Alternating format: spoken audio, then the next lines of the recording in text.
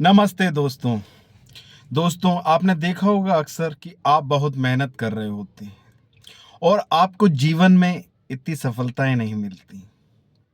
आप निरंतर मेहनत करते रहते हैं बिना किसी फल के, और आप ये भी देखते हैं कि लोग आपको कुछ ना कुछ उस समय कह रहे होते हैं कि तुझसे नहीं हो पाएगा, क्यों इस काम में लगा रहता है तू। और दोस्तों, मैं आपसे कहता हूं कि आप निरंतर बिना फल की इच्छा के काम करते रहिए। पर दोस्तों, आप कहते हैं कि बिना फल की इच्छा के कैसे काम कर सकते हैं? निष्काम कर्म योग।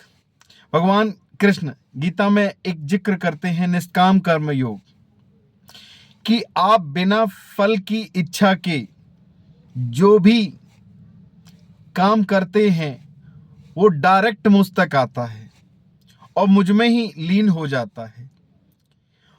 तो आप, क्योंकि फल आपके हाथ में है ही नहीं, आप जब भी निष्काम कर्म के योग करते हैं बिना फल की चाह के, तब मजे की बात यह है कि जो कार्य आप कर रहे हैं उसको करते हुए भी आपको आनंद आएगा।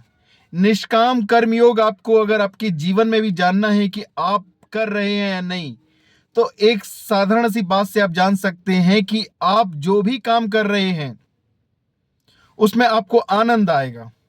अगर आपको आनंद नहीं आ रहा है तो मान लीजिए दोस्तों, आप फल में आसक्त हो गए हैं, फल में इतना फंस चुके हैं कि उस काम में आपका ध्यान नहीं है, उस एंड रिजल्ट में आपका ध्यान है, जो आपको कभी मिल ही नहीं सकता है। क्योंकि जो अगर मिल भी गया तो आपको उतना सुख नहीं दे पाएगा, आपके लिए बेकार हो जाएगा। कई बार आपके साथ ऐसा होता भी है कि आप बहुत मेहनत करके कोई परिणाम ले भी आते हैं और अंत में पाते हैं यार कि इसमें तो मैंने जीवन अपना लगा दिया और अंत में अब भी मैं दुख उठा रहा हूं।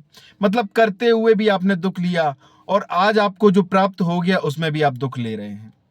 दोस्तों, इसलिए निष्काम कर्मयोग का आपको हमेशा ध्यान रखना चाहिए कि बिना फल की इच्छा के किया गया कार्य आप प्रभु की सेवा में करते हैं, आप अपनी सेवा में करते हैं, अपने उत्थान के लिए करते हैं, अपने उच्चतर स्तर के लिए करते हैं। दोस्तों, क्यों सोचते हो आप कि कोई काम करेंगे और कोई आपको शाबाशी देगा? वो क्यों देगा आपको शाबाशी? कोई बात नहीं, शाबाशी के रहित भी काम कीजिए, निरंतर कार्य करते रहिए। आपको एक दिन पता चलेगा, जिस काम को आपने अनजाने में चालू किया था उसमें मजा आने लगेगा आपको। एक बार मजा लेना तो सीखिए आप मजा लेते लेते आप पता नहीं कहां पहुंच जाएंगे उस आनंद की अवस्था में। आप देखिए, कभी कोई रिस्के वाला है, वो कैसे दिन भर उसको लगा चलाता रहता है, भले ही उसको अच्छा लगे या ना लगे, पर वो निरंतर उसको चलाता रहता है। कोई झाड़ू मारने वाला है, वो निरंतर, उसको अच्छा लग रहा हो या नहीं लग रहा हो, फिर भी वो निरंतर झाड़ू मारता है। आप घर में महिलाओं को देखिए, उनको अच्छा लगे या ना लगे वो निरंतर अपना कार्य करती रहती हैं। तो आप क्यों परेशान होते हैं? क्योंकि आप एक छोटी सी भूल करते हैं। आप सोचते हैं कि फल में मजा है। फल में दोस्तों कभी मजा था ही नहीं। रास्ते में जो मजा है वो फल में कभी हो भी नहीं सकता है। इसलिए इस यात्रा का आनंद लीजिए, क्योंकि आप जब इस यात्रा का आनंद लेने लगते हैं तो फल मिले या ना मिले क्या फर्क पड़ता है, उसका मजा तो आप पहले ही आनंद ले रहे हैं।